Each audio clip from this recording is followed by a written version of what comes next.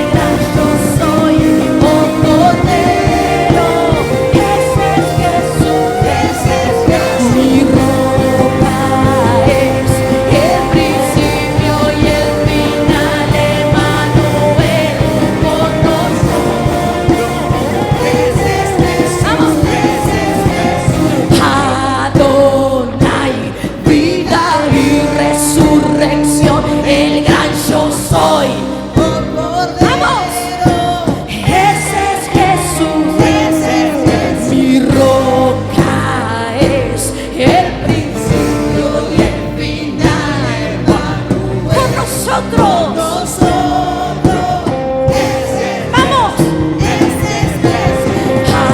Adonai, vida y resurrección, el gran yo soy, oh Cordero. Ese es mi roca, es el principio y el final. Emmanuel con nosotros. Una vez más, vamos a decir: Adonai, vida y resurrección, el gran yo soy, oh Cordero. Ese es Jesús, mi roca, es el principio y el final. Emmanuel con nosotros. Ese es Jesús. Hay un solo nombre que los cielos claman, con la creación cantamos Yeshua. Y hay un solo nombre que los cielos claman, con la creación cantamos Yeshua. Vamos a decirlo, cantemos.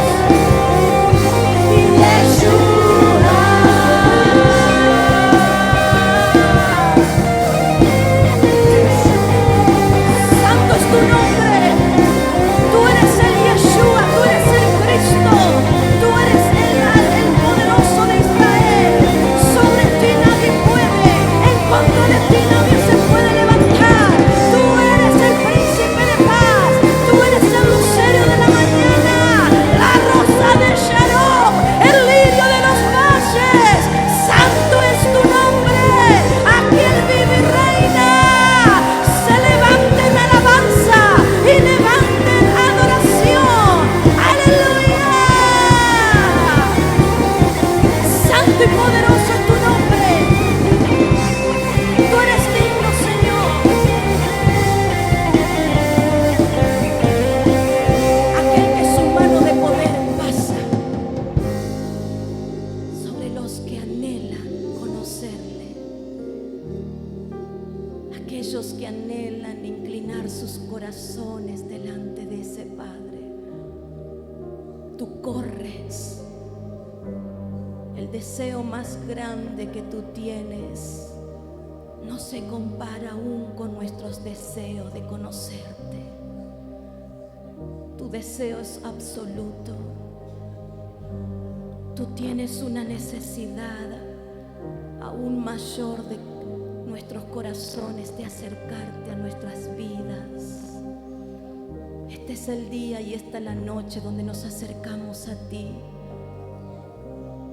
Y tu amor corre a acercarse a nosotros para sanarnos, para liberarnos, para quitar nuestros harapos de dolor, de tristeza, de amargura, de desesperación.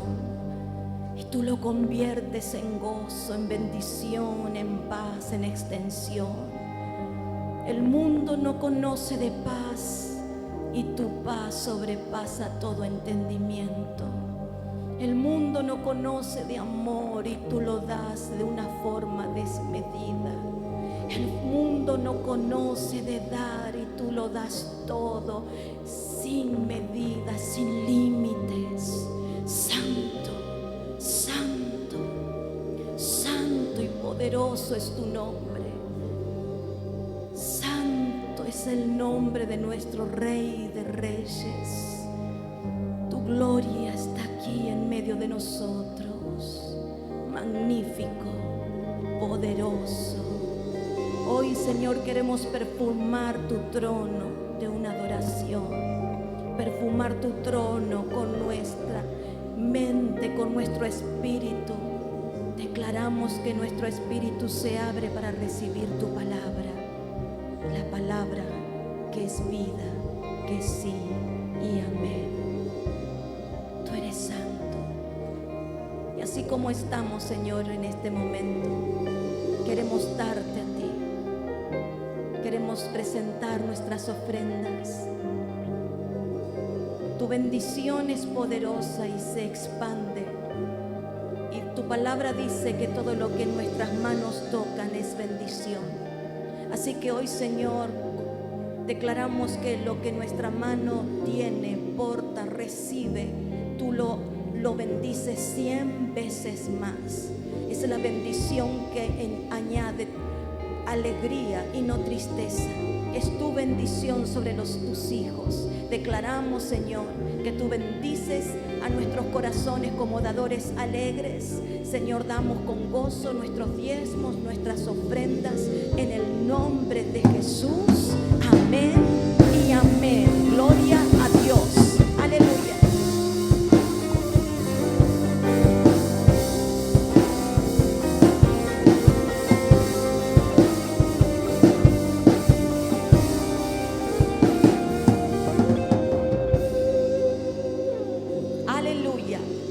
Mientras que usted tome su asiento, decirle que tenés a tu lado buenas noches, que el reino de los cielos sea sobre su vida.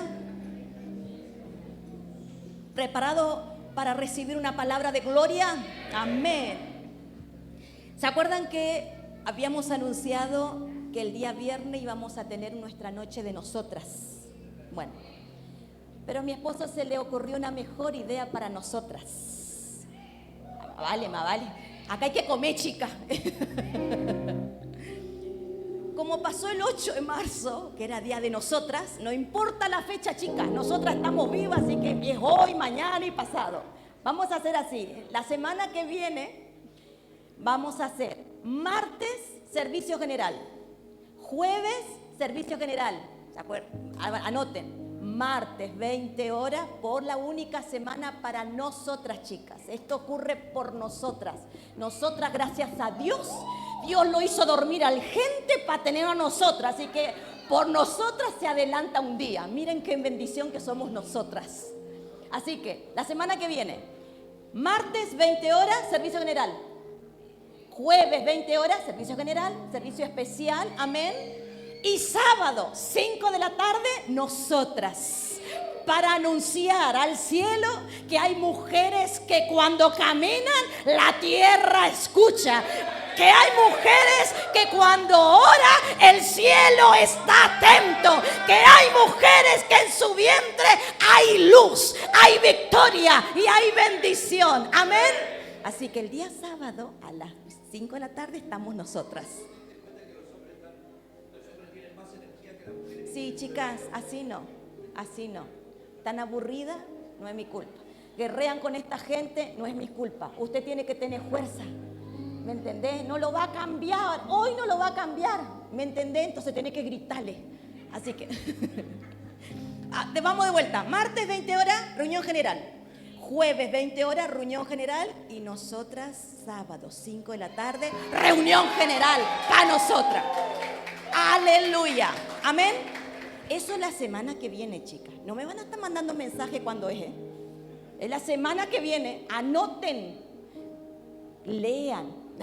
No, eso no. Eso es para este sábado. Lean. ¿Qué es para este sábado? Este sábado vamos a tener bautismo, presentación de bebé y la cena del Señor a las 5 de la tarde. Eso va a ser un servicio maravilloso para empezar este año, para todos los que quieran dar este paso de fe, que son el bautismo sobre las aguas. Así que todos los que nunca fueron bautizados tienen la oportunidad de ahogarse, no, de sumergirse. Vamos a dejarle todos los pecados fuera y van a salir libres. Es un tiempo nuevo, es un tiempo de bendición. Yo me bauticé cuando tenía 11 años.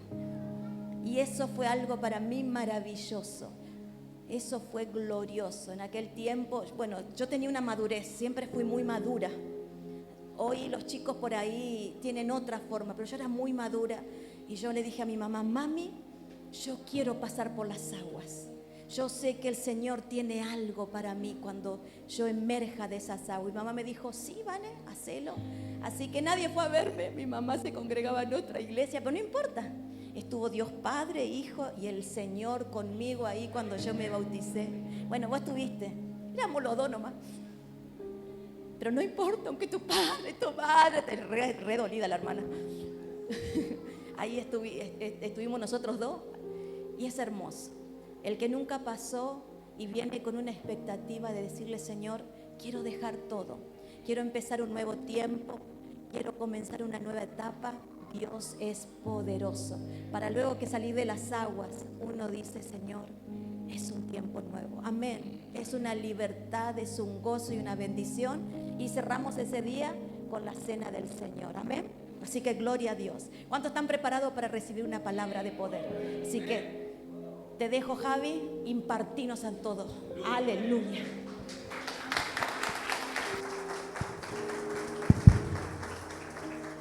Buenas noches. Estoy un poco mal de la garganta porque vengo recuperándome de una alergia. Entonces por ahí voy a hablar un poco bajo, si no se entiende voy a tratar de hablar despacio y no forzar tanto la garganta. Pero lo que Dios tiene es poderoso. No importa el nivel de voz, no importa si uno habla alto o bajo, lo importante es la autoridad que te da el Espíritu Santo, porque la palabra es de Él. Yo creo que es un tiempo de transición, como venimos orando, como venimos hablando.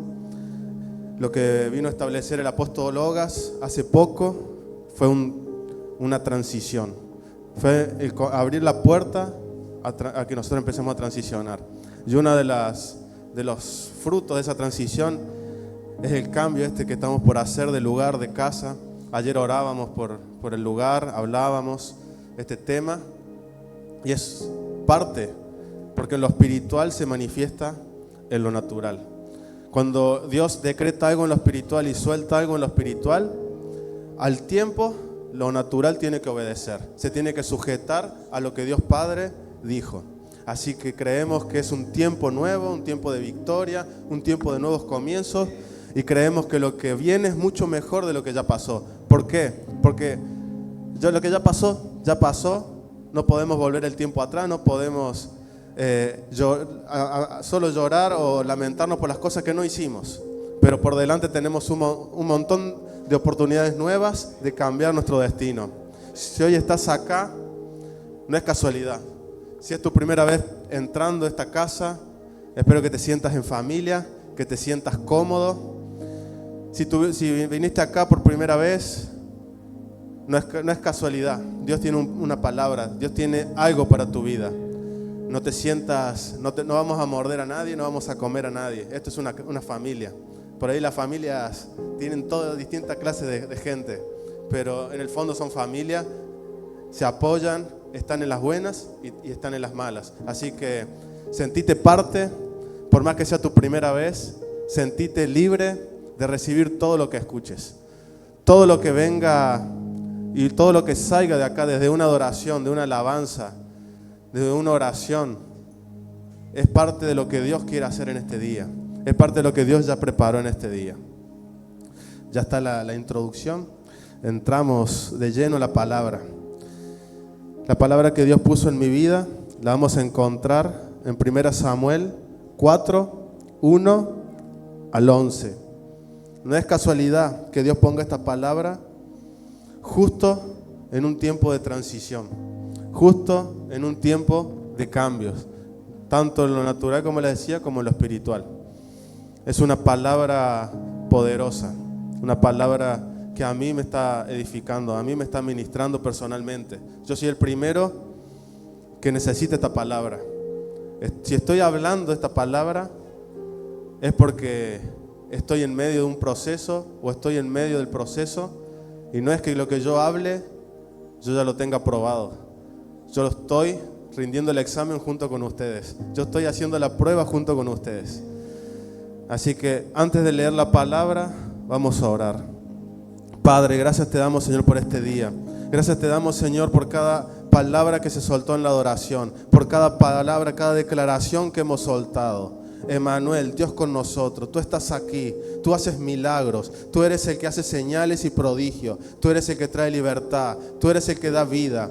Padre, en esta hora presentamos este momento, presentamos esta palabra delante tuyo, Padre. Yo creo, Señor, que hoy vas a hacer y te vas a manifestar en muchas maneras. Vamos a ver, Señor, liberación, sanidades. Vamos a ver gente transformada, vidas transformadas, familias transformadas. Va a ser un servicio glorioso, un servicio, Señor, lleno de tus manifestaciones, lleno de tu poder. Gracias, Padre, por este tiempo. Gracias, Padre, por esta hora que podemos juntarnos, que podemos reunirnos. Gracias porque podemos abrir tu palabra. Gracias porque podemos, Señor, abrir esta palabra que es viva, que es eficaz. Es palabra cargada de tu espíritu, de tu esencia. Es palabra cargada de tu gloria. Ya con el solo hecho de leer tu palabra somos ministrados. Ya con el solo hecho de abrir tu palabra, nuestra vida empieza a cambiar. Nuestra vida empieza a transformarse. Abre nuestros sentidos, abre nuestros ojos, abre nuestros oídos, abre nuestro corazón para entender lo que vos querés traer en esta hora. En el nombre poderoso de Jesús, amén. Amén. No es casualidad que estés acá. Hay un propósito de Dios. Por eso estás en este lugar. Por eso Dios te trajo a este lugar. Por eso, capaz que te estás preguntando, ¿por qué estoy acá? ¿Qué estoy haciendo acá? Pero hay una palabra poderosa. Dios te quiere sacar de un lugar de esclavitud. Dios te quiere sacar de una cárcel espiritual. Vas a decir, estoy en cárcel. Y te vas a dar cuenta a lo largo del mensaje que estamos en cárceles, que vivimos encarcelados porque no sabemos cómo salir de esas cárceles. El apóstol nos habló el domingo de legalidades. El apóstol nos habló de cómo salir de esas cárceles. Pero hay lugares en donde entramos que no entendemos qué está pasando, que no entendemos dónde está Dios, porque no escuchamos la voz de Dios, porque la voz de Dios parece que se apagó. La presencia de Dios parece que desapareció. La presencia de Dios parece que ya no está al lado nuestro. Venimos al servicio y ya no sentimos, ya no nos emocionamos, ya no sentimos que Dios toca nuestro corazón. Entramos y salimos de la misma manera. Les hablo porque a mí me pasó, porque yo pasé por ese lugar. Entrar al servicio, salir del servicio y encontrarme en la misma situación y decir, Dios no está. ¿Por qué Dios no me habla? ¿Por qué sueltan palabras a todos menos a mí? ¿Por qué todos tienen visiones y yo no? ¿Por qué esos hermanos se están quebrando adelante y yo no? Hay algo que yo no estoy entendiendo, hay algo que yo no estoy comprendiendo. Y nos sentimos como quien dice sapo de otro pozo. Hay un dicho que dice así, sapo de otro pozo. No nos sentimos parte de la congregación. Y ya decimos, no será, es la iglesia, ya no es mi iglesia, ya no es el lugar. Pero tampoco llegas a tu casa y te da ganas de orar. Tampoco te da ganas de buscar a Dios, porque tus fuerzas están agotadas, tus fuerzas están cansadas. Es tanto lo que el mundo te grita, es tanto lo que está pasando alrededor tuyo, que entras en modo avión. No recibís señal de ningún lado. Entras en modo avión y no escuchás que te están llamando porque no entra esa llamada. No escuchás que Dios te está buscando porque tu corazón está desconectado, porque ya no estás. Porque si vos sabés que si conectás tu corazón, lo primero que recibís son los ataques del enemigo. Es la realidad que estás viviendo. Les hablo porque a mí me pasó, porque yo estuve caminando en ese lugar. Todo lo que toco se rompe, todo lo que abro se quiebra, todo lo que emprendo fracasa, todo lo que quiero hacer me sale mal. Quiero sanar una relación con mis hijos y la empeoro. Quiero sanar la relación con mi esposo, mi esposa, la empeoro. En vez de arreglarnos, terminamos peor peleando. Quiero generar plata, quiero encontrar trabajo, quiero mejorar mi situación económica y las deudas son cada vez peor. Se me rompe la heladera, se me rompe la lavarropa, se me rompe el tele, se me rompe la bici, se me rompe la moto, se me rompe el auto, todo el mismo día. ¿Por qué no te rompes hoy una cosa y a 2 meses, cuando ya terminé de pagar esto, te rompe? No, se rompe todo el mismo día. Y decimos, ¿dónde está Dios? ¿Por qué Dios permite todo esto? ¿Por qué Dios permite que yo pase esto? Sabemos porque la mayoría venimos a la iglesia seguido. Y escuchamos de un Dios grande, escuchamos de un Dios de proezas, escuchamos de un Dios que cambia situaciones, que cambia, pero no vemos que el cambio llega a nuestra vida. Y estamos todos los días, nos levantamos esperando ese cambio. Todos los días nos levantamos esperando ese de repente de Dios. Venís a la iglesia y te dices, esto va a cambiar, esto ya va a pasar. Pero volvés a tu casa y todavía eso no pasa. Volvés a tu casa y todavía estás con la heladera rota, con el tele roto, con la moto pinchada, con el auto roto. Y decís, Señor, ¿dónde está? ¿Dónde está lo que me dijeron? ¿Dónde están tus promesas? ¿Dónde está lo que dice tu palabra? ¿Dónde? No te veo, no te escucho. Directamente ni ganas de orar tenés. Porque nuestro cuerpo se fatiga. Nuestro cuerpo entra en un descanso porque de tantas cosas que se levantan alrededor nuestro, es mejor desconectarnos y no pensar. El cuerpo solo te desconecta. El cuerpo solo hace un clic para que vos no sigas maquinando. Y decir, pero yo soy cristiano, pero yo creo en Dios, pero yo diezmo, yo ofrendo, yo oro, yo ayuno, yo vengo a interceder, yo vengo a todos los servicios. ¿Y qué pasa? No levanto cabeza. Esto le pasó a Israel. Lo que vamos a leer ahora le pasó a Israel. Israel entró en un proceso donde pensaban que Dios estaba con ellos. Israel entró en un proceso en donde pensaban que la tenían, como quien dice, cuando juega al fútbol y dice, este juega bien, cuando lo vemos a Messi jugar, que no se la pueden quitar la pelota, dice, este la tiene atada la pelota. Israel estaba confiado de que Dios estaba con ellos, de que todavía Dios estaba con ellos. Lo que vamos a leer ahora dice 1 Samuel 4 del 1 al 11. Vamos a leer una historia en donde Israel pensaba que Dios estaba a su favor, porque vivían en un tiempo de paz, vivían en un tiempo de armonía. Tenían su lugar, tenían su iglesia, el tabernáculo en esa época. Tenían el lugar donde se congregaban. Tenían sus líderes religiosos, tenían sus pastores en este tiempo. En ese tiempo eran los sacerdotes, el sumo sacerdote. Tenían su familia sacerdotal, aquellos que expiaban sus pecados, aquellos que intercedían por ellos. Pero no se habían dado cuenta de que Dios ya no estaba ahí. Todo lo que ellos tenían era solo un sistema religioso armado. Todo lo que ellos tenían era solo una estructura, pero sin Dios. Dice, y Samuel habló a todo Israel. Por aquel tiempo salió Israel a encontrar en batalla a los filisteos y acampó junto a Ebenezer, y los filisteos acamparon en Afec, y los filisteos presentaron la batalla a Israel, y trabándose el combate, Israel fue vencido delante de los filisteos, los cuales hirieron en la batalla en el campo como 4,000 hombres. Cuando volvió el pueblo al campamento, los ancianos de Israel dijeron, ¿por qué nos ha herido hoy Yahweh delante de los filisteos? Traigamos a nosotros de Silo el arca del pacto de Jehová, para que viniendo entre nosotros nos salve de la mano de nuestros enemigos. Y envió el pueblo a Silo y trajeron de allá el arca del pacto de Jehová de los ejércitos, que moraba entre los querubines. Y los dos hijos de Elí, Hofni y Fitnes, estaban allí con el arca del pacto de Dios.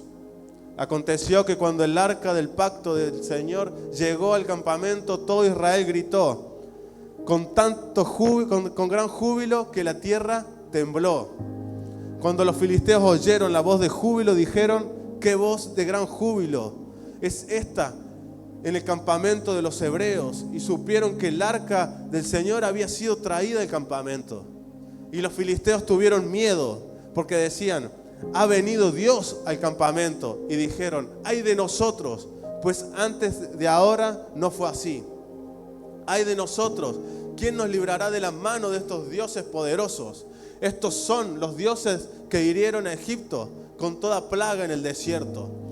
Esforzaos, oh filisteos, y sed hombres para que no sirváis a los hebreos, como ellos nos han servido a vosotros. Sed hombres y pelead.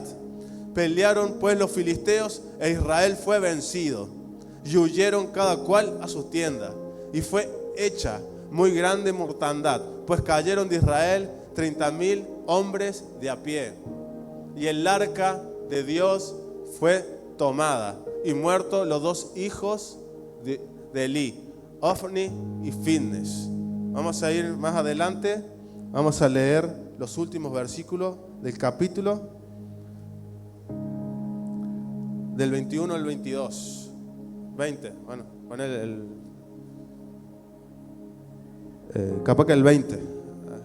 Y el tiempo que moría, le decían las que estaban junto a ella. Bueno, para resumirle esa partecita, le van y le dicen a Elí. Elí era el sumo sacerdote, era el que estaba juzgando a Israel, era el encargado de los sacerdotes de ese tiempo, era el último juez que Dios había levantado en esa época, que había traído libertad y había traído paz. Pero Elí no cuidó su casa, sus hijos habían fallado, sus hijos habían hecho lo malo delante de Dios.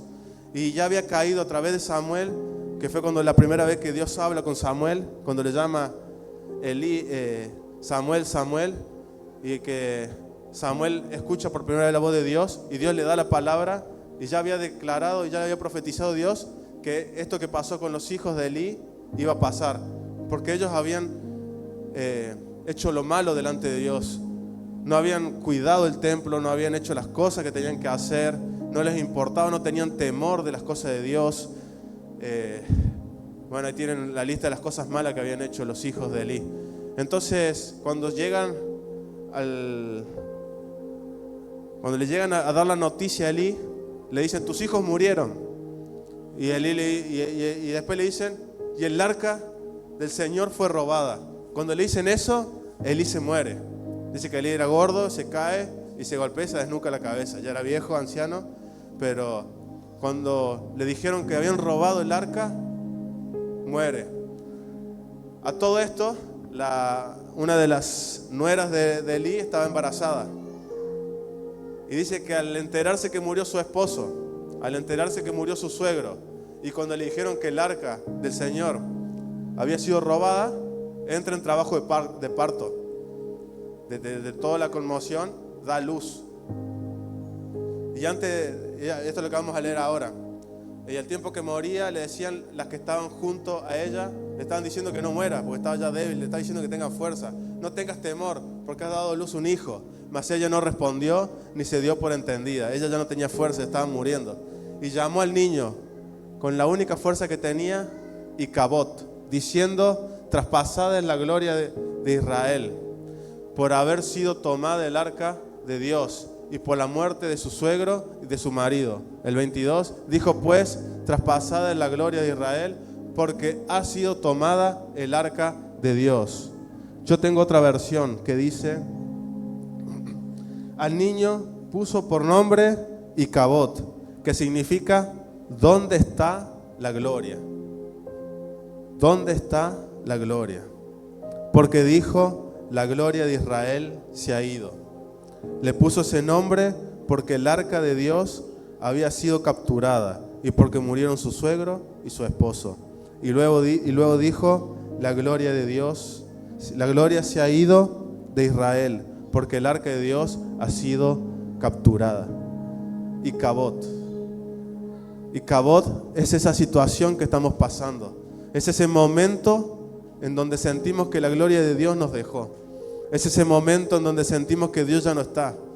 Icabod es ese momento en donde parece que Dios nos abandonó. Icabod es ese momento de sequedad espiritual. Ese momento en donde buscamos a Dios y no lo encontramos. Ese es el Icabod. Yo creo que todos pasamos por ese Icabod. Todos o pasamos o vamos a pasar. Porque el Icabod no solo se usa para cuando vos tomás malas decisiones y decís: Dios me abandonó porque esta decisión la emprendí solo, como nos contaba Mauro ayer. Ayer Mauro contaba una historia de David antes de empezar la intercesión y decía que David había decidido enfrentar a un ejército y Dios no le había dicho que enfrente ese ejército. Y cuando David se fue a enfrentar ese ejército, cuando dejaron el campamento, cuando dejaron la ciudad, vinieron y saquearon la ciudad y llevaron cautivas las mujeres y las riquezas de David. Y ahí es cuando David se arrepiente. Y ahí es cuando David vuelve y clama a Jehová, al Señor. Y ahí el Señor le responde y le dice que vaya y que persiga a estos que habían saqueado y que él iba a recibir la recompensa. Mauro no estaba hablando de un Icabod, pero por una decisión errada, por una decisión que yo tomé sin consultarle a Dios, por una decisión que yo tomé por querer, por decir, esto me conviene, esto parece bien, pero no le consulté a Dios. Y muchas veces esas decisiones nos cuestan la gloria de Dios. Esas decisiones nos cuestan la presencia de Dios. Emprendemos un trabajo sin la gloria de Dios. Emprendemos un proyecto sin consultarle a Dios. Tomamos decisiones en la familia sin consultarle a Dios. Tomamos decisiones entre maridos sin consultarle a Dios. Y ese es un Icabod que empieza a gestarse. Porque este Icabod era un proceso. Este Icabod no nació de la noche a la mañana. Esta mujer ya estaba gestando. Lo que le pasó a Israel no fue de la noche a la mañana. Fue un descuido que ya venía por tiempo.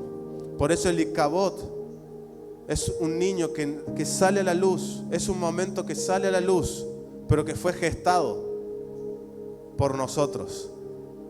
Y después está el otro Icabod, que es cuando Dios saca su mano para formarnos. Cuando Dios aleja su mano, como le pasó a Job.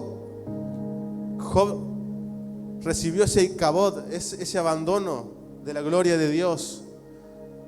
Dice el diablo cuando Satanás cuando se enfrenta con Dios y le dice, pero Job está confiado porque tú lo cercas. Saca ahora el cerco que vos tenés cubriendo a Job. Y yo ahí voy a poder tocar su vida. Y vas a ver cómo Job se olvida de vos. Y Dios permite ese Icabod para que nosotros subamos de nivel. Porque Job dijo, mis ojos, de oídas te había oído, pero más ahora mis ojos te ven. Job cambió y subió de nivel. Por eso hay distintos Icabod. Pero el sentimiento es el mismo. El sentimiento de abandono, el sentimiento de que con tu fuerza ya no lo podés hacer. De que con tu fuerza ya no lo puedes alcanzar. ¿Qué le pasó al pueblo de Israel? No podemos con nuestra fuerza. Vayamos a buscar a Dios. Vayamos a buscar el arca. Ellos entendían que el arca era la presencia de Dios. Ellos entendían que allí moraba Dios. Ellos tenían ese conocimiento. Pero hacía tiempo que se habían olvidado de Dios. Hacía tiempo que no respetaban a Dios. Hacía tiempo que Dios ya no habitaba en el arca. Hacía tiempo que Dios ya no habitaba en medio de su pueblo. Hacía tiempo que ya el arca se había ido de Israel. Si me puedes poner las imágenes si tenés primero la del tabernáculo. Traje unas imágenes porque por ahí hay gente nueva, gente que no conoce mucho de la historia de Israel. Pero yo traje unas imágenes para hacernos. Ese era el tabernáculo. Ese era el tabernáculo donde se reunían.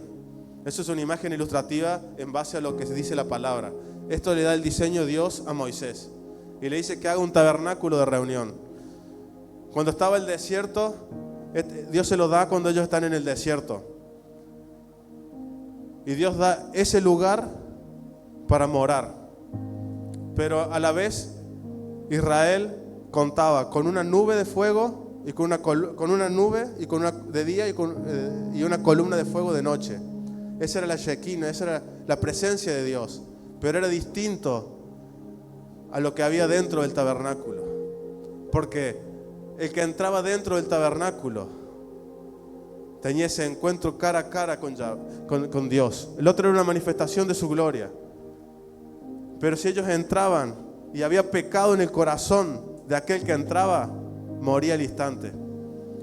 Si había pecado en el corazón del sacerdote que entraba a ofrecer sacrificio, moría al instante. Es distinto. O sea, vamos a ver, la lógica es, si la presencia de Dios ya estaba, ¿por qué hacer un lugar donde habitar? Si ya estaba la presencia de Dios habitando y acompañando al pueblo. Porque hay niveles.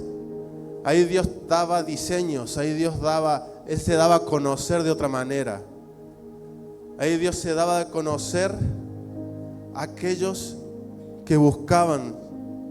No era cualquiera el que podía ingresar. Ingresaba Moisés ingresaba el sacerdote, el sumo sacerdote, no cualquier sacerdote, el encargado de todo. Ese era el único autorizado a entrar al lugar santísimo. Si me pasa la otra imagen, por favor. La del tabernáculo ese separado. El tabernáculo constaba de 3 partes. El atrio, que era el lugar donde estaban y se podía entrar todo el pueblo, que ahí daban los sacrificios y expiaban los pecados, y los sacerdotes recibían a la gente, recibían al pueblo. Después tenían el lugar santo, que ahí no entraban ya todo el pueblo, sino que ya entraban los sacerdotes, ya ahí se ministraba otra cosa, ya ahí le ministraban a Dios. Ahí no voy a entrar en detalle, porque cada elemento tiene un símbolo. Tenés el holocausto, lo primero que ustedes ven ahí es el holocausto, es lo primero, es el sacrificio. Vos no podés pasar al lugar santo si vos antes no sacrificaste, no te limpiaste, no te purificaste. En esa época el sacrificio era con un cordero vivo, con un animal vivo. Hoy en día el sacrificio es Cristo. Hoy en día el sacrificio perfecto es Cristo. Tenemos entrada al lugar santísimo porque Cristo es el sacrificio perfecto. Es la sangre de Cristo nos da el acceso a ese lugar santísimo. Después viene el lugar santo, que ahí tenés la mesa de los panes, el candelero.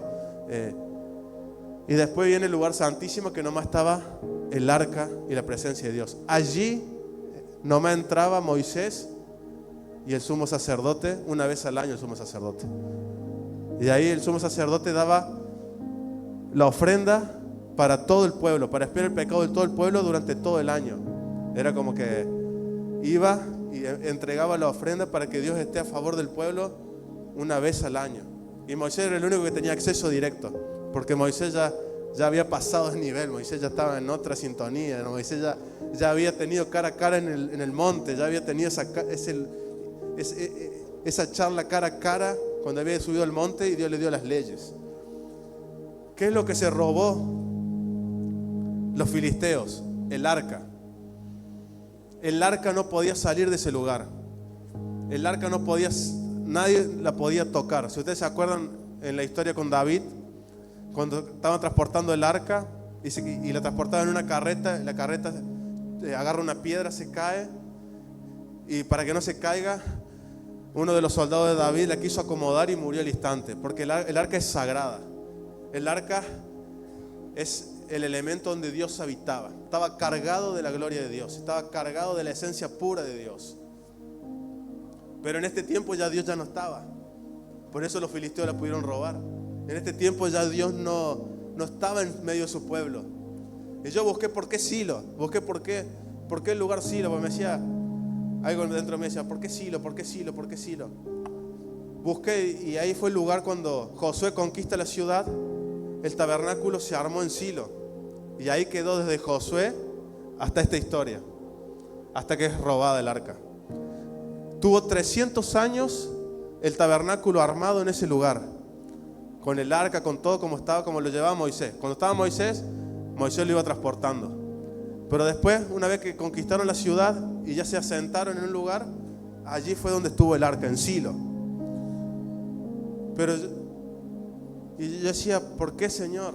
Porque el tiempo nos lleva a acostumbrarnos.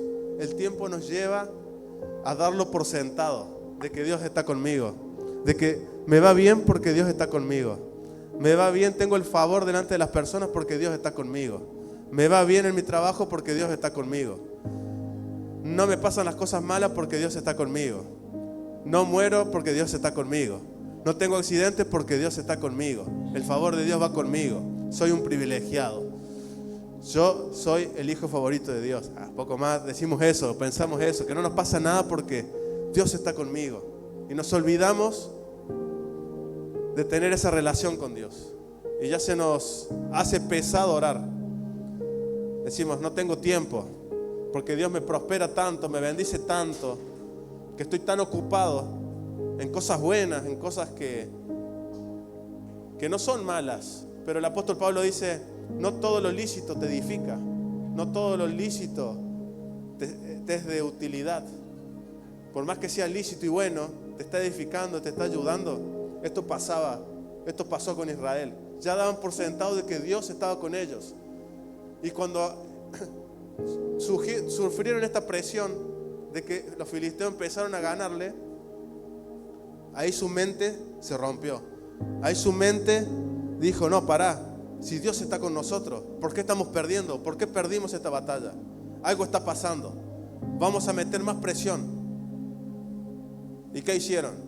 En vez de buscar consejo en el sacerdote, dijeron, traigan el arca, porque necesitamos que Dios esté con nosotros. Entonces dijeron y pensaron que el arca es un amuleto, que la podían usar a su favor, a su conveniencia. Pensaron que podían usar la gloria de Dios a su conveniencia. Y muchas veces nosotros pensamos que sembrando voy a poder torcer la mano de Dios. Muchas veces creemos que me va mal, y como me va mal voy a expiar mi pecado sembrando.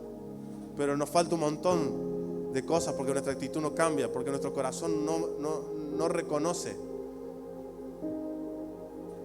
Ellos ya estaban gestando ese Icabod, y lo único que hicieron fue lo que pasó acá. Dieron a luz un hijo, dieron a luz un fruto, dieron a luz algo que ya estaba, salió a la luz algo que ellos ya estaban padeciendo, algo que ellos ya estaban gestando, este abandono de parte de Dios. Dios ya se había ido y el arca fue robada. Los filisteos llevaron el arca. Hoy quiero decirte, ya sé que es malo por ahí, ponemos cara mala, ponemos cara de que no nos gusta lo que nos están hablando, porque a mí no me gusta estar en ese momento, en ese lugar, pero es parte del proceso, es parte del proceso. Vamos a llorar, obvio. Vamos a enojarnos, obvio. Vamos a renegar, obvio. Vamos a renegar con aquella persona que quiera venir a ayudarnos, obvio. ¿Por qué? Porque es nuestra carne, nuestro corazón, nuestro orgullo hablando, gritando, nuestra soberbia. De si Dios estaba conmigo, vos no me vengas a decir qué tengo que hacer. Vos no me vengas a decir que es fácil porque vos no lo estás pasando. Es fácil decírmelo porque vos no lo estás viviendo. Es fácil. Y juzgamos y sacamos y sacamos en cara. Pero hoy te vengo a decir que Dios no abandona a sus hijos. Dios no abandona a sus hijos. Israel tenía promesas. Todos nosotros tenemos promesas. Todos nosotros nacimos con propósito, como cantamos. Nací con propósito. Somos elegidos, tenemos promesas. Si hoy estamos acá, somos hijos. Y como decía el apóstol Logas, hijos y herederos de promesas mayores a las que tiene el pueblo de Israel. Porque las promesas que tiene el pueblo de Israel todavía están vigentes, porque todavía todas las promesas no se han cumplido. Cuando se cumplan todas las promesas sobre Israel es cuando el Señor venga y los libere. Cuando el Señor venga en su reino a traer libertad, a reinar, a traer esa justicia. Hoy nos toca interceder. Hoy nos toca estar a la brecha, hoy nos toca velar. Pero todos tenemos esas promesas de parte de Dios. Yo decía, yo tengo promesa, Padre. Vos me venís y me dijiste que iba a pasar esto. Vos venís y me dijiste que iba a hacer esto. Y que iba a prosperar. Y que iba a sacar adelante esto. Y que iba a hacer aquello. Pero miro mi situación y no hay nada. Miro mi situación y mi bolsillo salen polillas. Salen las polillas volando. No hay nada. Miro a mi costado y esto no arranca, no funciona. Acá hasta parece que los perros te miran mal y te quieren morder. Hasta tu mascota te mira mal. Decís, pero ¿qué pasó acá? Pero tenemos promesas, tenemos sueños, tenemos visiones, tenemos un montón de cosas. Pero es necesario pasar por este Icabod. Es necesario transicionar. Yo les dije que esta palabra vino justo en un momento de transición de esta casa. Cuando el apóstol Logas vino, empezó la transición a lo bueno, empezó la transición a la nueva temporada, empezó la transición a lo que Dios tiene para nosotros. No podemos lamentarnos por lo que pasó. Era necesario que Elí muera para que le deje el lugar al próximo juez de Israel. Era necesario que Elí, con sus 98 años, deje su lugar, porque Elí fue bueno en su comienzo, pero su camino se perdió, su camino no fue el correcto. Hizo lo bueno en su comienzo, pero después no supo poner orden en su casa. Ministerialmente hizo lo bueno, pero con sus hijos no supo poner límite. Con el pueblo lo juzgó bien, porque fue un juez que Dios usó para liberar al pueblo. Pero en su casa no supo juzgar, en su casa no supo ordenar, en su casa no supo gobernar. Y lo que hizo en su casa fue parte de lo que llevó a la destrucción de Israel. Porque sus hijos eran los que tenían que continuar con el legado de Elí.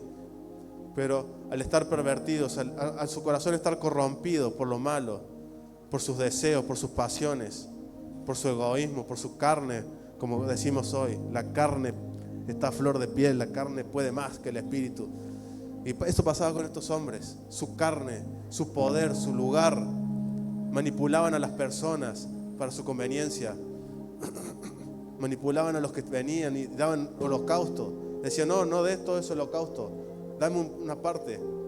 Hoy es como decir, venir a dar una ofrenda y decir, no, es mucho lo que estás por ofrendar, dame una parte a mí, Dios te va a bendecir más, y otra parte ponerla ahí en la casa.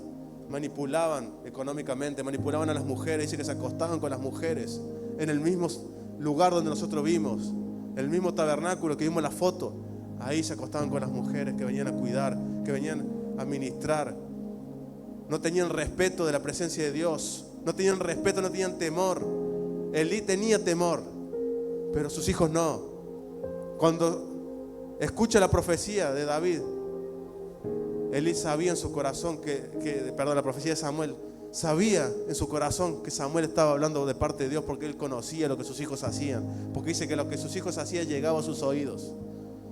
Él estaba en conocimiento, no es que él ignoraba lo que sus hijos hacían. Pero bueno, ahora vamos a ver cómo podemos pasar esta situación, pasar este Icabod, pasar esta temporada mala, pasar este proceso. Hay circunstancias que atravesamos que se parecen que Dios hace silencio, que no está, que se fue, que tomó un descanso. Los ataques de las tinieblas se sienten cada vez más fuertes. Nuestro alrededor parece estar ayudando que todo sea peor, todo se conspira para peor. Es el Icabod, esa es la situación, el momento malo que estamos viviendo, atravesando, o que podemos llegar a atravesar. Ahí es donde nuestro corazón es probado, donde Dios debe manifestarse para entender lo que estaban pasando y comprender un poco lo que significa el arca. Bueno, vamos a ver qué significa y qué contenía el arca. ¿Por qué el arca era importante? ¿Qué contenía el arca? No voy a hablar de todo el tabernáculo, porque acá lo importante es el arca. ¿Qué contenía el arca? ¿Qué Dios dijo que tenía que tener el arca? En Éxodo encontramos la fabricación del arca, Éxodo 25, 10 al 22. Haz que el pueblo construya un arca con madera de acacia, un cofre sagrado que mide 1 metro con 15, recúbrelo de oro puro por dentro, por fuera, y ponle una moldura de oro alrededor. Bueno, y funde 4 anillos, voy a leerlo rápido. Haz también varas con madera de acacia y cúbrelas de oro, mete la vara por los anillos, era para transportar el arca. Estas varas para transportar el arca deberán quedar dentro de los anillos y nunca las quites. Cuando el arca esté terminada, pon dentro de ellas las tablas de piedra, las tablas grabadas con las condiciones del pacto que te entregaré. Después haz la tapa del arca en lugar de la expiación de oro puro. Tendrá que medir 1 metro con 15 centímetros de largo. Ese es el propiciatorio, la tapa. La tapa es aparte, está el arca del pacto y está el propiciatorio. Son 2 partes distintas. Por eso traje la foto, para que se hagan una idea. No era el querubín así exactamente como...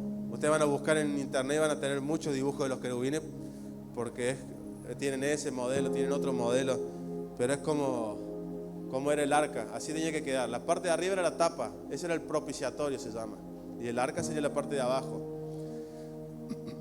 Coloca dentro del arca, los querubines, moldea los querubines a cada extremo de la tapa de la expiación, de modo que formen una sola pieza de oro con la tapa. Los querubines estarán frente a frente mirando hacia la tapa de la expiación con las alas extendidas encima de la tapa para protegerla. Coloca dentro del arca las 2 tablas de piedra grabadas con las condiciones del pacto Luego pon la tapa de expiación encima del arca. Allí me encontraré contigo y te hablaré desde encima de la tapa de la expiación, entre los querubines de oro que están suspendidos sobre el arca del pacto. Desde allí te daré mis mandatos para el pueblo de Israel. Lo que Dios estaba haciendo era diseñando su trono, básicamente. Si ustedes leen Ezequiel, explica cómo era el trono de Dios. Explica que el trono de Dios está protegido por los querubines. Explica que los querubines son parte del trono de Dios. Ustedes van a ver que dice que tenían como ruedas que transportaban a Dios. Los querubines no son querubines al azar. Estaba todo diseñado por Dios. Estaba todo planificado por Dios. Y dijo, yo voy a darte instrucciones, yo voy a morar, yo voy a bajar y descender y allí yo te voy a hablar. Desde ese lugar que simbolizaba el trono de Dios, yo te voy a hablar. Ese lugar que simbolizaba la presencia de Dios. Dios lo que decía era, como está en el cielo, va a estar acá en la tierra. Como yo habito en el cielo, así voy a habitar en la tierra. Y ese era su lugar de habitación, su trono. Pero no era Dios. No era el arca Dios. No era... ¿Qué pasa? La gente piensa que la estatua que hace es Dios. La gente, los filisteos tenían miles de dioses y pensaba que esa estatua era de un Dios. Esa imagen era la representación y era el Dios que ellos tenían. Y después nosotros más adelante vamos a leer que los israelitas compartían ese pensamiento porque habían sido contaminados con la idolatría de los pueblos de alrededor. Y ellos tenían dioses en su casa, ellos tenían dioses en su familia, ellos tenían dioses dentro de sus hogares. Entonces ellos pensaban que Dios funcionaba igual, que Dios había que tratarlo igual que ellos trataban esos dioses. Pero se olvidaron de que Dios es distinto. Tenemos un Dios vivo, un Dios que no mora en cosas que hagamos nosotros, que nosotros no podemos encerrar en un lugar. Porque la gente está acostumbrada. Si nosotros nos vamos a la brujería, la hechicería, ellos meten entidades dentro de los objetos, ellos meten presencia o demonios dentro de los objetos. Pero acá Dios no es así. Dios es vivo, Dios es libre, Dios anda, va, viene, se mueve. Tu trono es en los cielos, no es acá en la tierra. Él viene acá y donde Él habita hoy en día es en nosotros. Donde Él habita, donde Él decidió hacer trono, es en nosotros. ¿Por qué nosotros? Porque nosotros tenemos manos, tenemos pies, tenemos boca, tenemos ojos, tenemos oídos. Nosotros podemos llevar la presencia de Dios. Nosotros podemos andar, nosotros podemos hablar. ¿Qué dice la palabra? Que aquellos que sirven a los dioses, aquellos que hacen imagen, hacen dioses falsos, se terminan volviendo igual que esos dioses. Porque terminan sin hacer nada, sin escuchar, sin poder hablar y sin ver y sin caminar. Se terminan volviendo igual a lo que adoran. Eso dice la palabra. No puse ese versículo, pero eso dice uno de los salmos. No lo puse el versículo, pero es lo que Dios está hablando ahora. Es lo que Dios está revelando.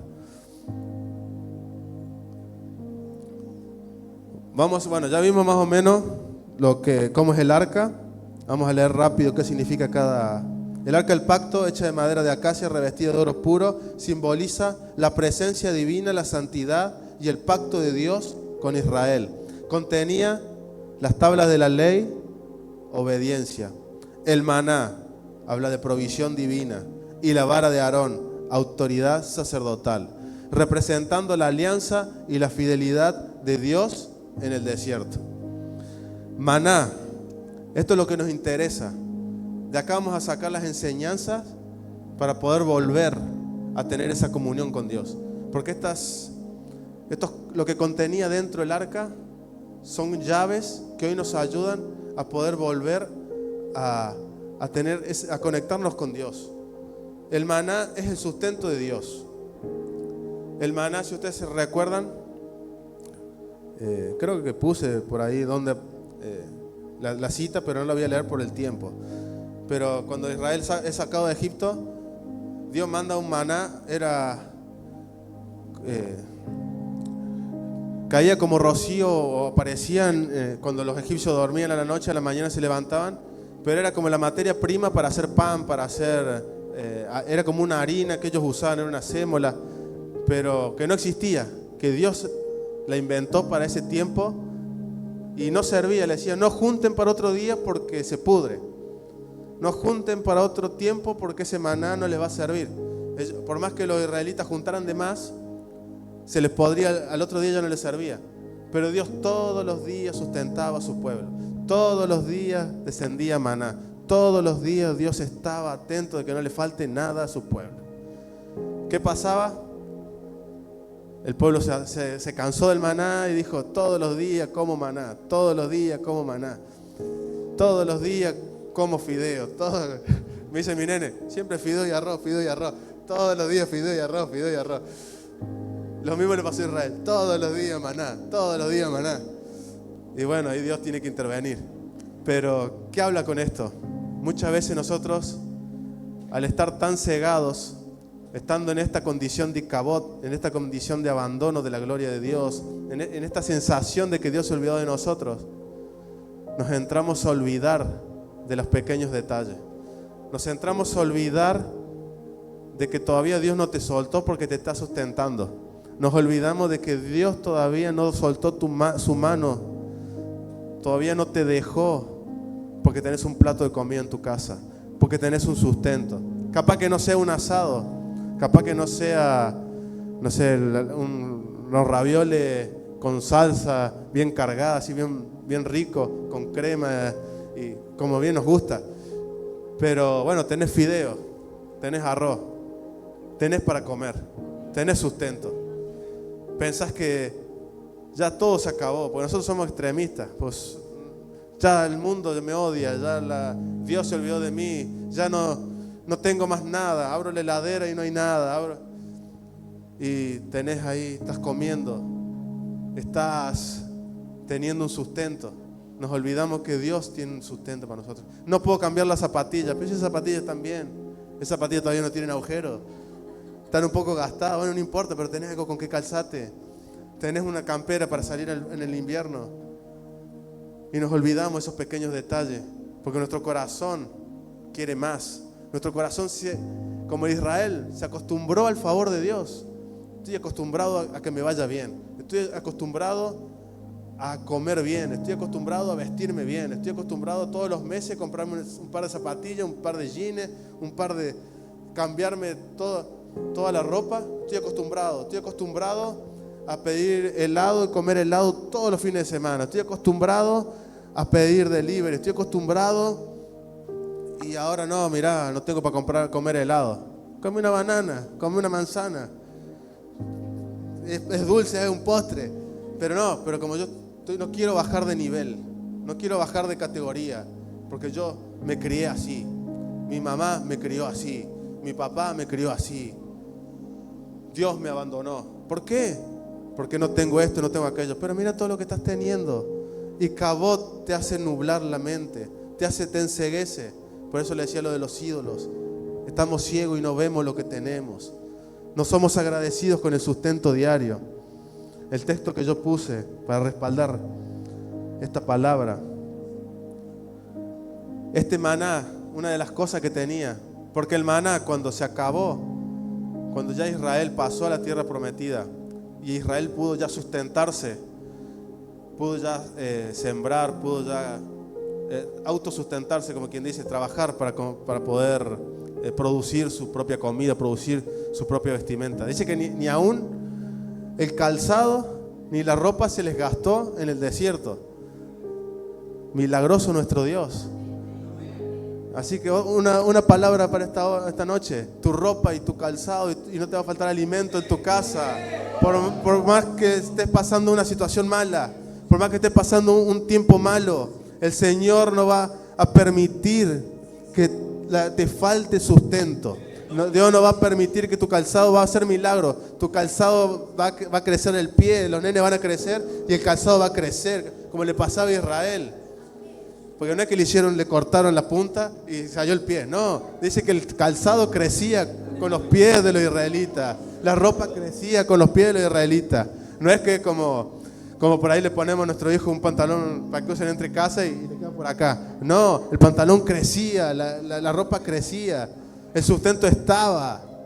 No te va a faltar el sustento, por más que Dios parece que no estuviera, pero Él está. Dice la palabra del Señor. Este sí voy a leer. Mateo 6, 31, el 34. Así que no se preocupen por todo eso diciendo qué comeremos, qué beberemos, qué ropa nos pondremos. Esas cosas dominan el pensamiento de los incrédulos, pero su Padre Celestial ya conoce todas sus necesidades. Busquen el reino de Dios. Busquen el reino de Dios por encima de todo y lo demás, y lleven una vida justa. Y Él les dará todo lo que necesiten.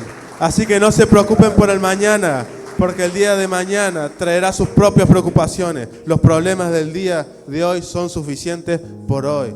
No nos afanemos, no nos turbemos. Todo esto que estoy hablando, me estoy liberando. Me estoy diciendo porque Dios primeramente le habla a uno. Yo le dije, yo estoy haciendo el examen con ustedes. Yo estoy escribiendo esto. El Espíritu me daba esto y yo buscaba, pero me hablaba primeramente a mí, a mi situación.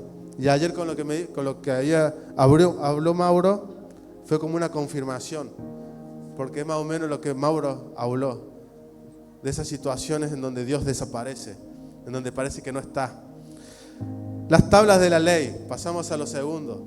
Las tablas de la ley fueron dadas a Moisés, fueron escritas por Dios de puño y letra. Dios puso ley por ley, los 10 mandamientos. Puso las tablas de la ley y las puso dentro del arca. Tablas de la ley, habla de conducta, de santidad, de obediencia al Padre. Josué 1, 7 al 9, sé fuerte y muy valiente. Ten cuidado de obedecer todas las instrucciones que Moisés te dio. No te desvíes de ellas, ni a la derecha ni a la izquierda. Entonces te irá bien en todo lo que hagas. Estudia constantemente este libro de instrucción. Medita en él de día y de noche, para asegurarte de obedecer todo lo que allí está escrito. Solamente entonces prosperarás y te irá bien en todo lo que hagas. Mi mandato es: sé fuerte y valiente. No tengas miedo ni te desanimes, porque el Señor tu Dios está contigo donde quieras que vayas. Amén. Tremenda palabra soltada a favor de Josué. Y hoy el Señor la suelta a favor de nosotros, de su iglesia. Esta palabra quedó escrita, quedó plasmada, porque el Dios de Josué es mi Dios y es tu Dios. El Dios de Josué aún está actuando, está vivo, está moviéndose a nuestro favor. ¿Pero qué dice? Santidad. La obediencia nos lleva a la santidad. Y cuando uno habla de santidad, tiene un concepto errado o nos lleva a pensar en alguien con una túnica blanca que se para y que todo le resbala, como que está en una burbuja y que camina flotando. No camina, va flotando por la vida y nada lo toca, nada lo ensucia, no se contamina, hace las cosas bien. Nadie puede tocarlo, nadie puede acercarse porque si no lo contamina. No, eso no es santidad. Eso no es santidad. Santidad es obedecer lo que Dios ha escrito. Santidad es obedecer lo que Dios dijo en los mandamientos, lo que Dios puso en la ley. Si vos no estás obedeciendo, no estás siendo santo. Hay dos tipos de santidad, no me quiero extender, pero hay una santidad que llaman posicional o de posición. Es una santidad que tenemos delante del Padre. Es la santidad que Cristo, al reconocerlo como nuestro Salvador, nos dio. Una posición, porque el Padre cuando nos ve a nosotros, ve primero el sacrificio de Cristo y después nos ve a nosotros. Ese es un tipo de santidad, porque si nosotros no fuéramos santos no podríamos entrar al trono de la gracia. Y después está la santidad que nos lleva a ganar, la santidad que nos lleva a prosperar, como dice esta palabra, la santidad que nos lleva a conquistar, la santidad que nos lleva a que Dios nos use, la santidad que nos lleva a marcar una diferencia en la fe. Muchas veces decimos, ¿por qué yo no prospero? ¿Por qué me está yendo mal? ¿En qué lugar no estás siendo santo? ¿No te estás guardando? ¿En qué lugar estás fallando? Si usted, dice la palabra, ¿cómo? Le preguntan a Jesús, ¿cuál es de todos los mandamientos es el más importante? ¿O cómo resumirías vos la ley? Y Jesús le dice, yo la resumo en dos cosas. Ama primero a Dios y después ama a tu prójimo. 2 cosas. Jesús sabía lo que decía.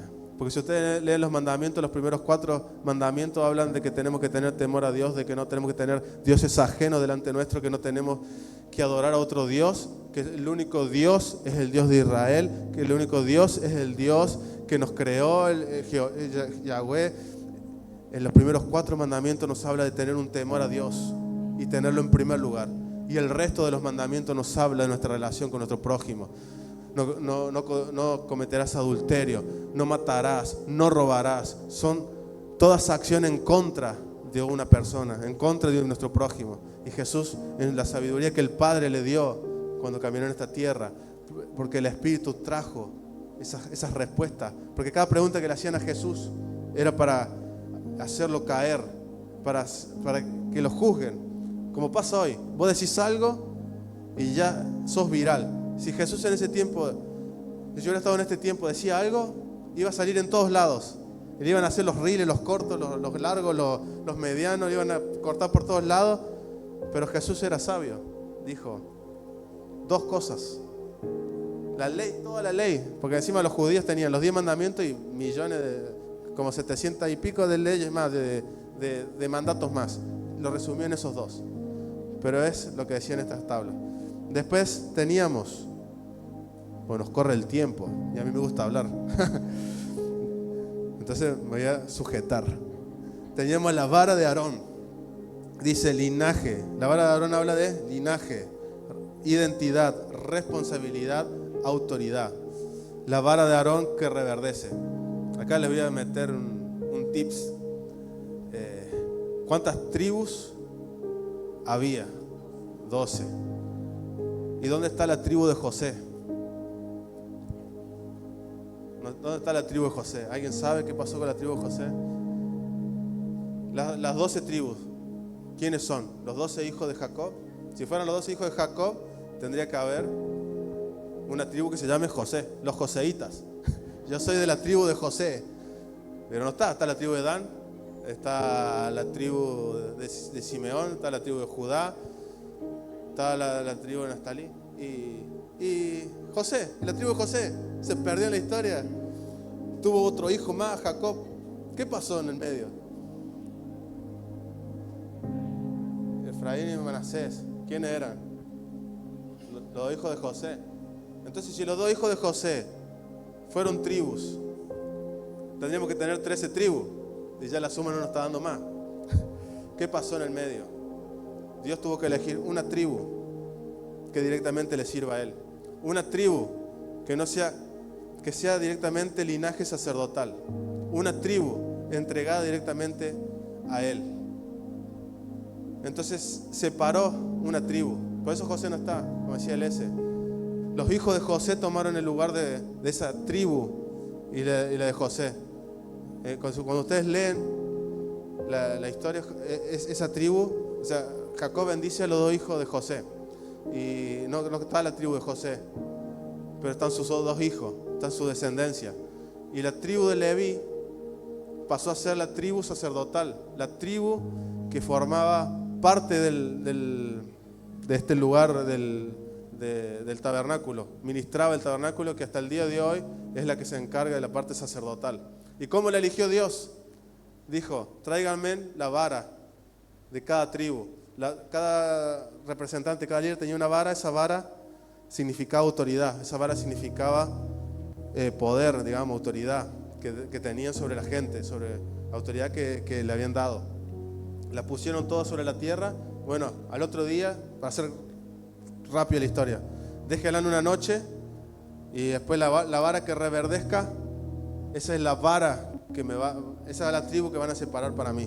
Y la que reverdeció fue la vara de Aarón. Por eso es que la tribu de Leví fue la que fue separada y apartada para el tabernáculo. Y esa vara reverdeció. Y esa vara habla de autoridad. Ellos tenían autoridad espiritual sobre el pueblo. Ellos, al ser los sacerdotes, tenían una responsabilidad y un peso de velar e interceder por el pueblo. Su función era que el pueblo esté bien espiritualmente, estén bien con Dios. y que Dios esté bien con ellos. Ellos eran esos intercesores, ellos eran esos que en ese tiempo cumplían la función de orar. Hoy en día la iglesia cumple esa función. Nosotros somos reyes y sacerdotes. Nosotros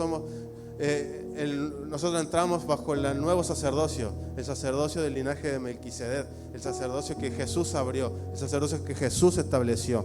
Dice 1 Pedro, pero ustedes no son así porque son 1 Pedro 2, 9 al 12. Yo lo voy a leer en otra versión. Ustedes van a tener ahí la versión de 1960.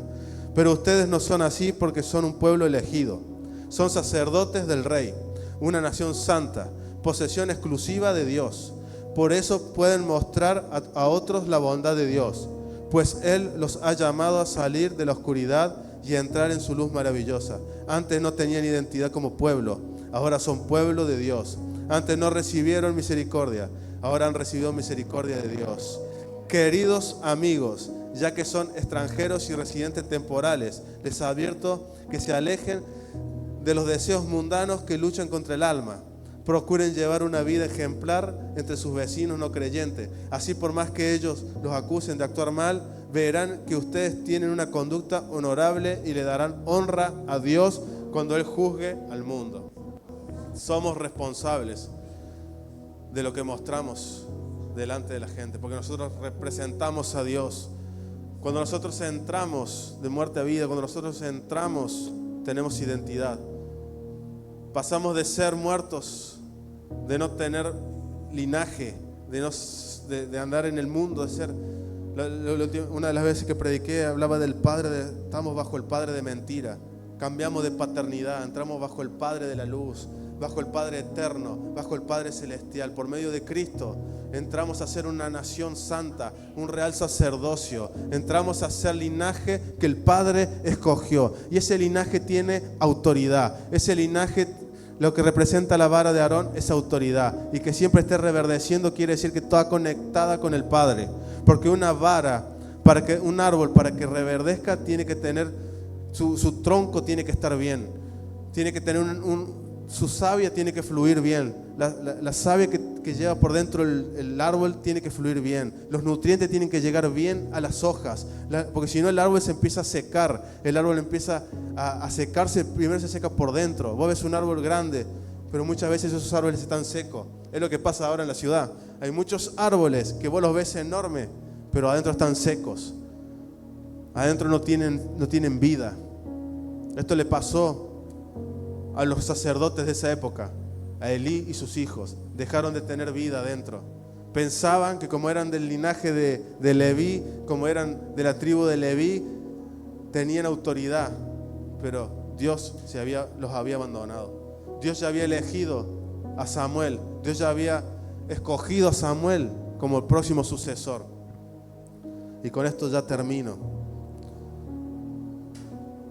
20 años parecieron por no entender y volverse a Dios.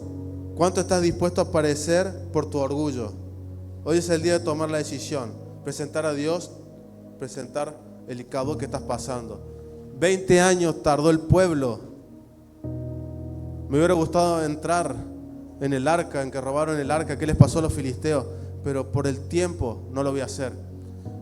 Pero pasaron 3, 4 capítulos y el arca volvió a Israel. Pero cuando vuelve el arca, porque los filisteos por miedo la tuvieron que largarla, dice que la pusieron sobre vacas y la largaron porque ni siquiera querían trasladar el arca, porque el arca estaba haciendo desastre en su pueblo, trayendo muerte, trayendo destrucción, trayendo enfermedades, pobreza. El arca del pacto, porque Dios es celoso de lo que Él diseña. El arca era un diseño de Él. El arca no era un Dios más y los filisteos lo quisieron tratar como un Dios más. Pero Dios se encargó de mostrarle que el único Dios verdadero era Él. Y los filisteos lo sabían bien porque cuando atacaron y leímos en el primer capítulo dijeron: ese es el arca que acabó con todos los dioses egipcios. Conocían bien la historia. Y lo primero que hizo Dios fue acabar con los dioses de los filisteos. Porque los filisteos confundieron al Dios vivo, al Dios real, con un ídolo. Y lo pusieron en el templo de los ídolos. Y ese ídolo dice que se cayó como que se rindió de rodillas delante del arca de Dios. Levantaron el ídolo porque dijeron, puede ser casualidad. A la otra mañana ese ídolo no tenía cabeza, no tenía manos. Dice que los ídolos de la entrada, las estatuas de la entrada, les faltaba de la cintura para arriba, había sido destruido. Y entendieron que el arca de Dios estaba haciendo eso. La ciudad donde estaba el arca empezaron a enfermarse, a tener tumores, a morir. Los filisteos empezaron a ser dañados por causa de la presencia del Dios vivo. Entonces, los filisteos sueltan el arca, pero cuando llega Israel, como ya los sacerdotes no estaban, no sabían cómo actuar con el arca hizo lo mismo. El arca empezó a dañar a los israelitas. Entonces, por miedo a Dios, porque ya no sabían cómo tratar a Dios, porque su corazón estaba lejos de Dios, porque ya se habían olvidado, porque ya no iban a la iglesia. ¿Por qué no nos pasa? No vamos a la iglesia, porque lo primero que hacemos es nos enojamos con el apóstol, con la profeta, con el líder, con el que me visita, con los líderes de joven, con el líder de niño, con el que canta, con el que danza. Nos enojamos con todos los hermanos de la iglesia.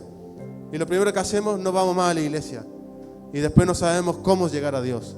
Porque cuando recapacitamos no sabemos cómo buscar a Dios.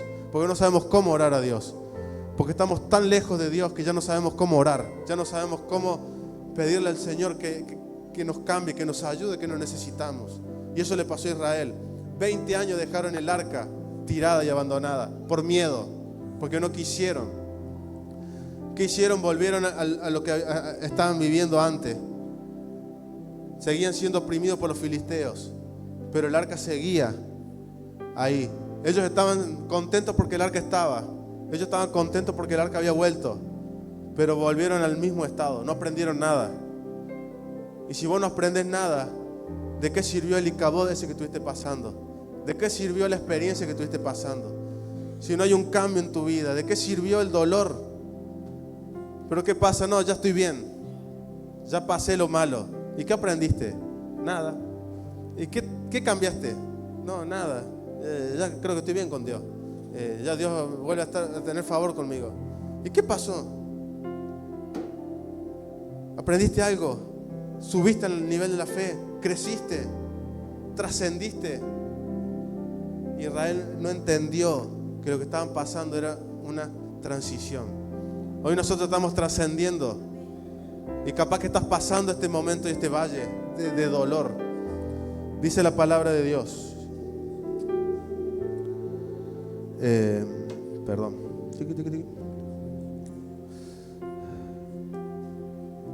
El arca permaneció, 1 Samuel 7, 2 al 4 y 15 al 17, no es mucho lo que voy a leer. El arca permaneció en Quarit Harim mucho tiempo, 20 años en total. Durante ese tiempo todos los israelitas se lamentaron porque parecía que el Señor los había abandonado. Entonces Samuel le dijo a todo el pueblo de Israel: si de todo corazón desean volverse al Señor, desháganse de sus dioses ajenos y de las imágenes de Astoret. Dediquen su corazón al Señor y obedézcanlo solamente a Él. Entonces Él los rescatará de los filisteos. Los filisteos seguían atacando, los filisteos seguían ganando, los filisteos les seguían haciendo la guerra. Pero como estamos bien así, porque no hay tantas bajas, de vez en cuando el enemigo me pega un puñete, pero me deja recuperarme y ando bien un tiempo. Y me vuelve a pegar otro puñete y no importa porque me levanto y estoy bien. ¿Hasta cuándo vas a dejar que el enemigo se meta con tu casa? ¿Hasta cuándo vas a dejar que el enemigo haga lo que quiera? ¿Hasta cuándo vas a permitir que el enemigo siga tomando ventaja? Te siga tomando tu familia, siga tomando tus hijos. El apóstol hablaba de legalidades. ¿Hasta cuándo vas a dejar puertas abiertas para que el diablo venga a tocar tu casa, a tocar tu economía, tu vida, tu salud, tus hijos, tu matrimonio? ¿Hasta cuándo vas a dejar darle, como quien dice, carretel en el hilo al enemigo? ¿Hasta cuándo? Pero nos acostumbramos. Como esto era peor y yo no estoy tan mal, no quiero volver a ese estado de desesperación. Ahora estoy un poquito mejor, me quedo acá. un lugar seguro, cómodo. Pero ¿hasta cuándo vas a seguir permitiendo que el enemigo te robe las promesas? Te robe lo que ya tiene para vos. ¿Hasta cuándo? Dice que así que los israelitas deshicieron de todas sus imágenes, se deshicieron de todos los Baales, Toret, y adoraron únicamente al Señor. Y ahí saltamos al 15. Acá hay una llave, como decía Ana, las llaves, 7 llaves, 8 llaves. Andaba con un llavero así. Acá tenemos otra llave, vamos a agregarle otra llave ahí al llavero que Ana nos dio la otra vez. Otra llave, otro secreto. Porque hay que tomar los secretos de los hombres de Dios. Hay que tomar, porque cada historia está puesta en la Biblia para que nosotros tomemos lo bueno, mastiquemos lo bueno, tomemos esas perlitas que nos dejan estos grandes hombres de Dios.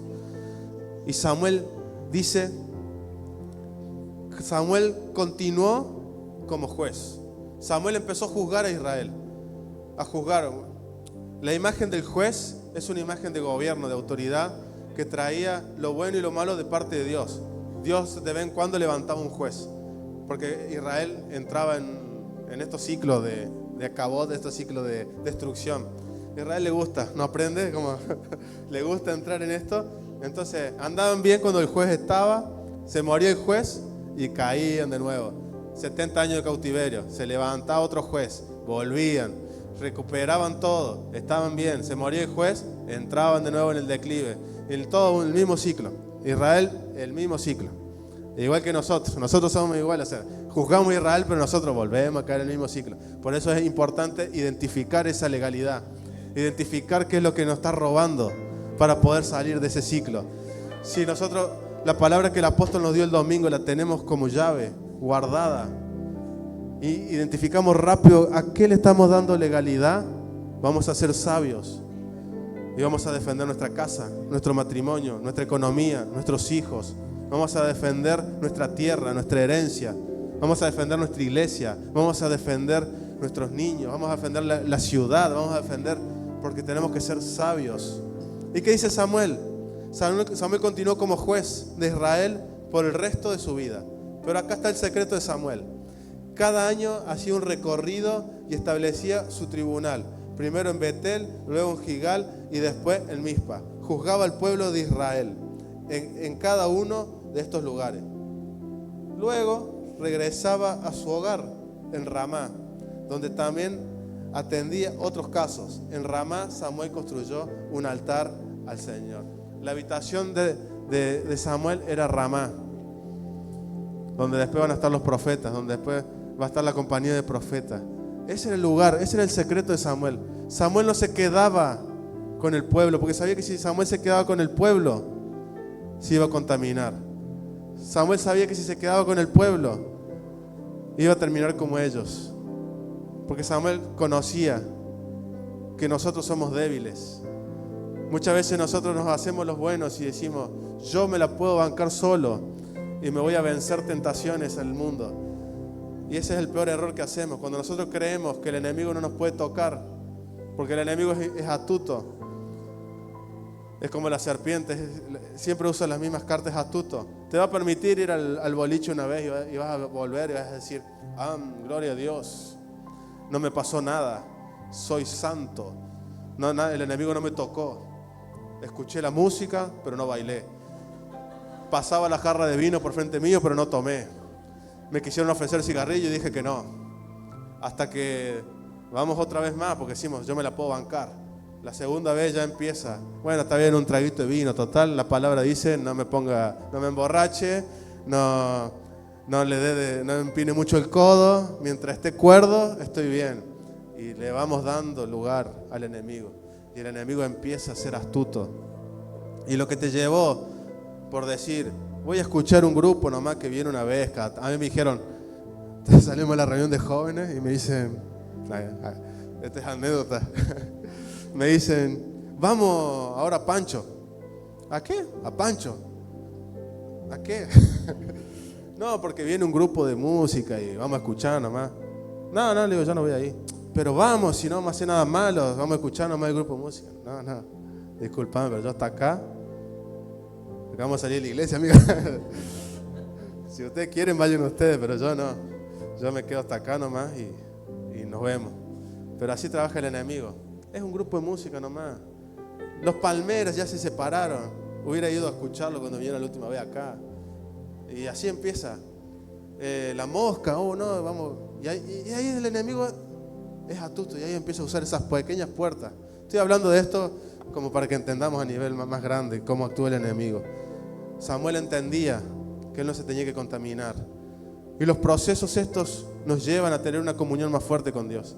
Y una vez que nosotros llegamos, no digo es, porque uno dice, aquí ungido, cuando uno dice llegamos a cierto nivel de espiritualidad, no es ser ungido, es decir, llegué hasta acá y me costó mucho restaurar mi casa, me costó mucho tener a mi esposa, tener a mis hijos, me costó mucho salir de la droga, me costó mucho vencer esta adicción, me costó mucho salir de la deuda, de la pobreza, me costó mucho y lo voy a guardar, lo voy a atesorar. Pues nosotros tenemos que ser celosos de lo que Dios pone en nuestras manos. Si nosotros somos celosos de lo que Dios pone en nuestras manos, somos gente fiel, gente que, hijos, como dijo Jesús, este es mi hijo en quien tengo complacencia. Este es mi hijo que es obediente a mi palabra. Todo lo que aplicó Samuel estaba dentro del arca de lo que vimos nosotros. Era el maná, el sustento. Dios lo sustentaba. Él no necesitaba que le paguen. Él no necesitaba dar una palabra como había otro profeta por ahí que daba palabras y le pagaba. Él no necesitaba la presión de los reyes, porque después va a venir y van a querer rey y tienen rey y le da a Saúl y después lo unge a David. Pero él no se contaminaba. Él hacía lo que tenía que hacer y se volvía a su casa.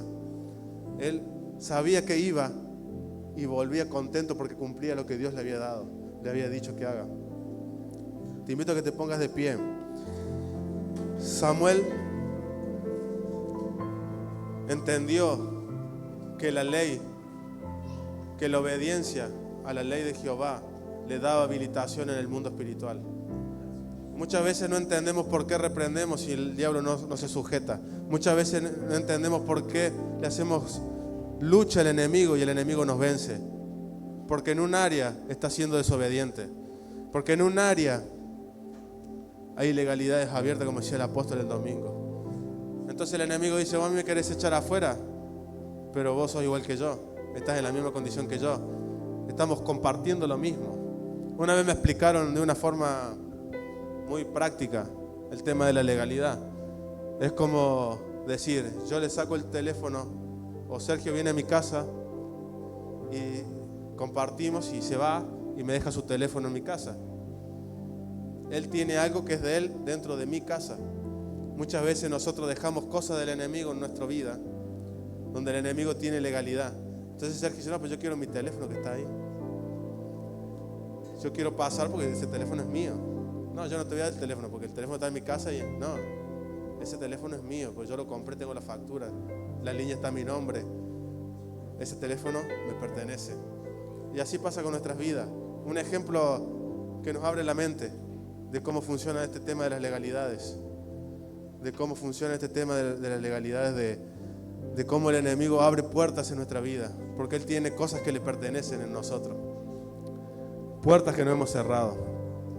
Y Samuel tenía la vara, la autoridad, esa vara que constantemente reverdecía, esa vara que constantemente daba frutos, daba flores, daba hojas. Era como el árbol plantado, como dice el Salmo, el árbol plantado junto al río. Y con esta palabra termino, justo a tiempo, de eso que no dije todo lo que tenía que decir. Mateo 1:20 al 23. Salimos del Icabod para entrar al Emanuel. Salimos de donde está la gloria. La gloria nos abandonó, a Dios con nosotros. Salimos de la situación mala. Ha venido la salvación a la tierra. Dice la palabra, Mientras consideraba esa posibilidad, un ángel del Señor se le apareció en un sueño. José, hijo de David, le dijo el ángel, no tengas miedo de recibir a María por esposa, porque el niño que lleva dentro de ella fue concebido por el Espíritu Santo. Hay cosas que concibió el Espíritu Santo dentro nuestro, dentro de tu vida, dentro de tu casa. Hay ideas, hay proyectos que son del Espíritu, que están siendo concebidas dentro de tu vida. Esas son las cosas que van a empezar a nacer. Esas son las cosas que van a empezar a dar a luz. Las cosas del Espíritu, los diseños del Espíritu, el trabajo que el Espíritu tiene para vos, el trabajo que el Espíritu tiene para vos, la familia que tiene para vos, para los solteros. Dios está concibiendo tu esposa, tu esposo, tu novio. Para los casados, Dios está concibiendo tu futuro. Dios está concibiendo el ministerio que vas a levantar con tu casa. El Espíritu está trabajando. Y así como fue un proceso, fue una gestación la que dio a Icabod, la que hizo dar a luz a Icabod.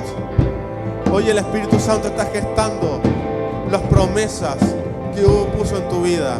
Porque ¿qué dice la palabra? Vamos a seguir leyendo. Vamos a seguir leyendo porque tenemos un Dios que es fiel, un Dios que no cambia. Dice, y tendrás un hijo y lo llamarás Jesús, porque Él salvará al pueblo de sus pecados. Todo esto sucedió para que se cumpliese el mensaje del Señor a través de su profeta. Miren, la Virgen concebirá un niño, dará a luz un hijo y lo llamarán Emmanuel, que significa Dios está con nosotros. Hay promesas en tu vida, hay promesas. La Virgen habla de algo imposible. La Virgen habla de algo imposible. Van a decir, pero si vos no podías lograrlo, esto no es algo que un hombre pueda alcanzarlo solo. Esto es algo que un hombre no va a poder hacerlo solo. Pero este es el tiempo de los Emmanuel en nuestra vida. Este es el tiempo en donde Dios está con nosotros, gestando lo nuevo, gestando las cosas nuevas. Las cosas nuevas van a salir a luz. Las cosas nuevas van a salir a luz. Escuchaba una frase que decía, deja que te tiren tierra, deja que te tiren tierra, que te tapen de tierra, porque vos lo que estás portando es una semilla, y la semilla necesita tierra para dar al fruto, para dar la planta. Por más tierra que el enemigo nos tire en este tiempo, en esta temporada, Dios se está preparando para que esa semilla germine, esa semilla dé el fruto que tiene que dar, porque no es por nosotros, no es por nuestra fuerza, es por su Santo Espíritu, es por su Santo Espíritu. Lo que la Virgen concibió, lo que María concibió, fue por el Espíritu Santo. Lo que hoy vos vas a concebir es por el Espíritu Santo, no es por obra de tu fuerza, no es por producto de tu fuerza, porque ya viste, y ya el Señor te mostró que con tu fuerza no alcanzaste nada, con tu fuerza no lograste nada. Este es el tiempo de los imposibles, este es el tiempo en donde la Virgen concibe, en donde la Virgen da luz. ¿Cómo es posible que una Virgen dé a luz? Es algo imposible, es algo que solo Dios puede hacer, es algo que solo Dios puede planear, es algo que solo Dios puede dar. Esto es lo que está por pasar en esta temporada. Es una temporada de transición, es una temporada de cambios, es una temporada en donde la esterilidad en tu vida va a empezar a dar fruto, donde la esterilidad en tu vida se acabó, donde la esterilidad en tu vida va a empezar a producir lo que tiene que producir. En el nombre de Jesús. Santo, santo, santo.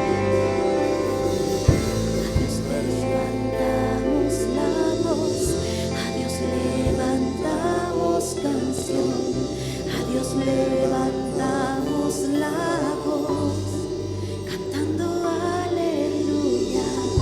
A Dios levantamos la voz, a Dios levantamos canción, a Dios levantamos la voz.